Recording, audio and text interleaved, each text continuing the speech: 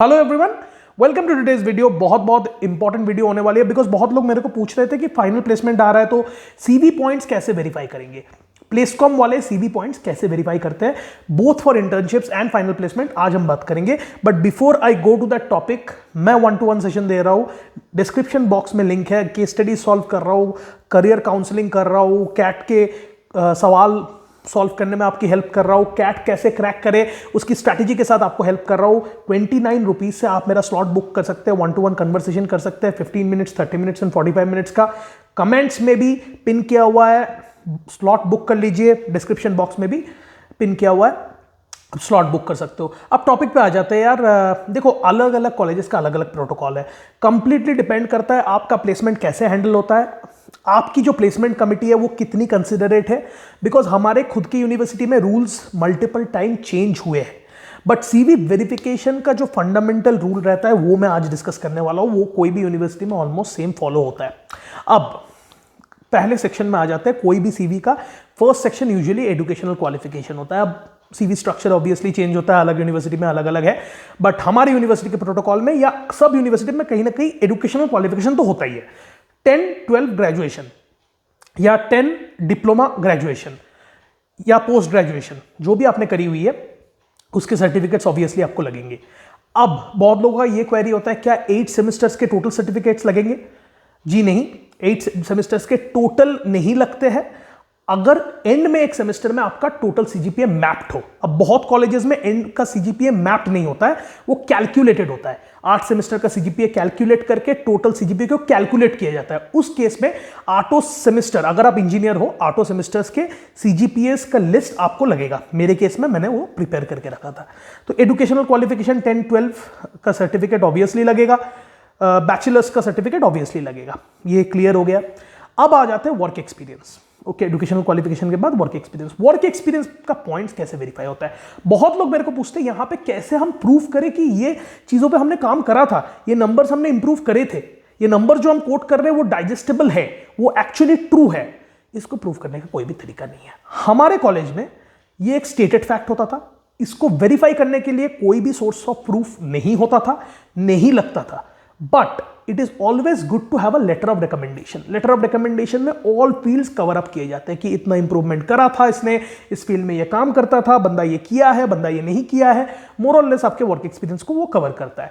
उसमें आप अगर अपने मैनेजर या अपने स्किप मैनेजर या आपका जो ग्रुप मैनेजर है उससे अगर आप साइन करा लो before leaving the company, nothing better than that.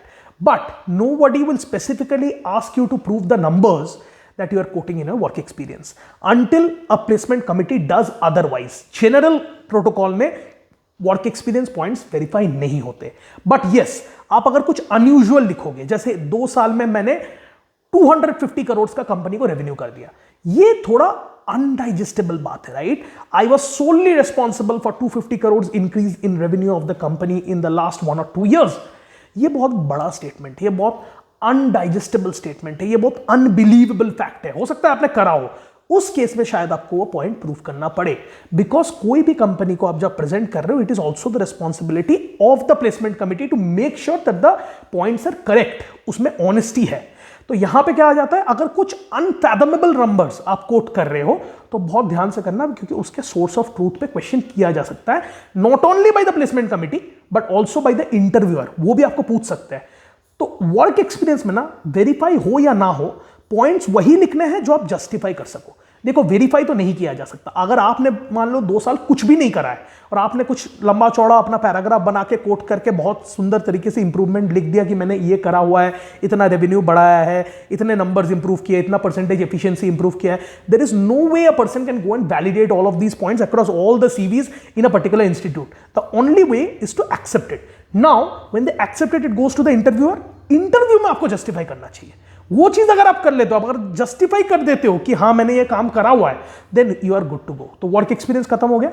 उसके बाद बट वर्क एक्सपीरियंस में सर्टिफिकेट जरूर लगेगा, आपका relieve certificate, releasing certificate. Now बहुत लोग यहां पे पूछते हैं कि how do they actually verify whether you have worked और not, past pay slip, is it enough?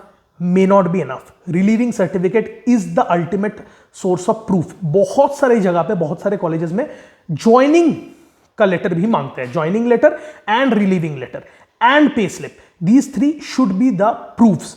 Only payslip will not suffice the purpose. You have to fight a lot, might get special approval, but only payslip might not suffice. Because यहाँ पे बहुत लोग अपने documents फर्ज करने की कोशिश करते हैं.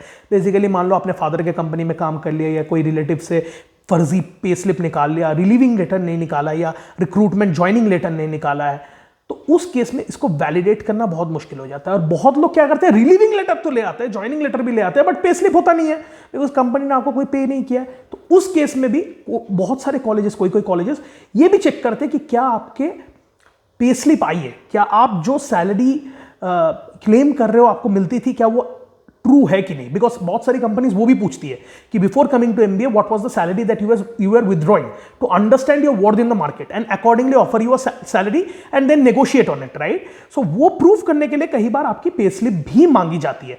तो be very aware, don't fudge your documents. That's the only request. Again, pointers, you have to be very, very clear. You have to be able to justify them in the interview. अब इसके बाद आ जाते हैं live projects, internships, normal projects.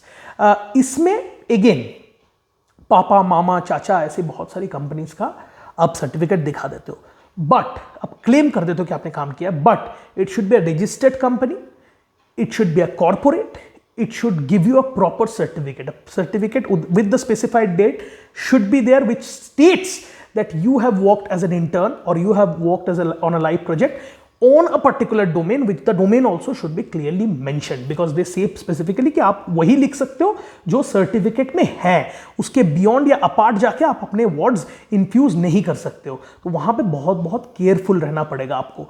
Again live project और winter internships के under जो pointers लिखते हो कि मैंने ये अचीव किया था, मैंने ये सीखा था, मैंने ये एफिशिएंसी बढ़ाई थी, those numbers, those facts remain unverified on paper. Again you have to be able to justify them in the interview. अब आ जाते हैं position of responsibility, very very important section. Again POR में क्या आ जाता है कि आप किसी कमिटी को हेड कर रहे थे, किसी इवेंट को आपने कोऑर्डिनेट किया, आप ऑर्गेनाइजर थे, आप जनरल सेक्रेटरी थे.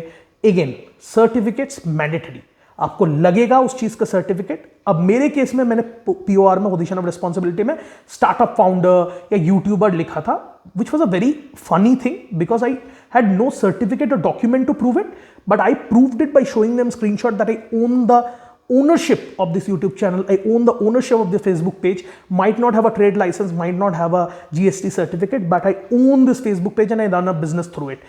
तो वो सारी चीजें मेरे केस में कंसिडर हो गई थी as proof, but might not be considered as a proof in your case. It is case to case specific and you should have a convincing tone enough. You should speak that with conviction, with proof enough to convince your placement coordinator that boss I am telling the truth. वो बहुत ज्यादा human discrepancy के ऊपर depend करता है. तो पीओआर में again certificates mandatory and proof that you are owning that position, you were a part of the organization or part of the position that you claim to be, you were doing that. Some kind of a proof you would need, some kind of a letter, signed letter under the letterhead of the university or the concerned organization that you are claiming. Position of responsibility हो गई. उसके बाद awards and achievement, certifications. Awards and achievements again very very important, certificates होने ही चाहिए awards और achievements के, and similarly certifications में certificates होने ही चाहिए. अब यहां पे वेरिफिकेशन में तो सर्टिफिकेट्स लगेंगे, उसमें कोई दो राह नहीं है. बहुत सारे कॉलेजेस में यूडेमी एंड कोर्सेरा के सर्टिफिकेट्स कंसिडर नहीं किए जाते हैं. मैं वापस से रिपीट कर देता हूं, यूडेमी एंड कोर्सेरा के सर्टिफिकेट्स बहुत सारे कॉलेजेस में कंसिडर नहीं किए जाते हैं. तो आप ध्यान से पूछ लीजिएगा before even writing them in your CV that does Coursera and Udemy certificate make sense, because they are mostly open source or free certificates which can be gathered without even learning about the course properly.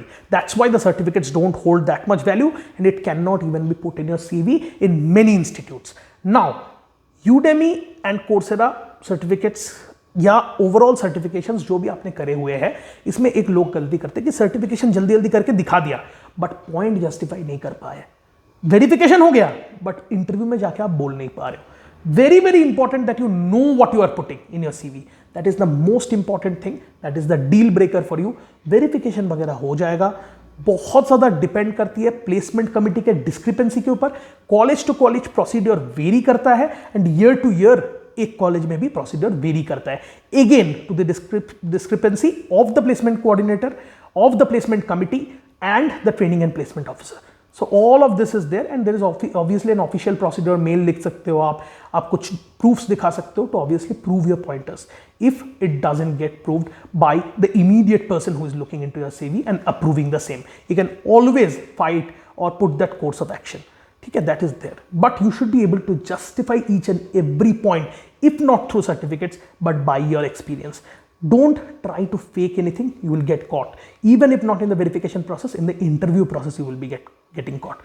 So be very careful, very conscious about that, be very cautious about that, because वो आपके पूरे career को ruin कर सकता है. एक गलती पूरे प्लेसमेंट प्रोसेस आपको डीबार कर सकती है. That's the power of the placement committee and the training and placement officer, that if you do a mistake you might be debarred from all the future processes. So be very careful with your document verification. That was it from my side for today. अगर आपको ये video पसंद आई हो, like कर दीजिए, share कर दीजिए, subscribe कर दीजिए. इस चैनल पे हम नए नए कंटेंट लाते रहेंगे, MBA पढ़ाएंगे, कुछ आउटसाइड व्लॉग्स दिखाएंगे, बिजनेस सिखाएंगे, लाइफ बियॉन्ड बिजनेस इसी चैनल पे आपको मिलेगा. अगर आपको पसंद आया, hit the bell icon, regular updates आपको मिल जाएंगे. आज के लिए इतना ही. टाटा, बाय बाय, शब्बा खैर, गुड नाइट.